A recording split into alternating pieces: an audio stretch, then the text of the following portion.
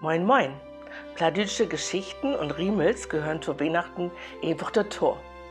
Sie können uns die Botschaft von Weihnachten so wunderbar näher bringen und haben auch immer was zu hören und zu smustern. Ich wünsche you viel Freude.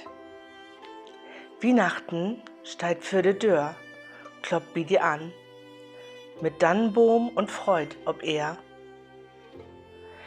Mog wie din Hart für Jesuskind, so lütt und zort. Für all de Not ob diese Welt, mog ob din Hart. Dat is, wat tellt. Denn kümmt de Frieden no die Rinn, bringt Weihnachten die in Seel und Sinn.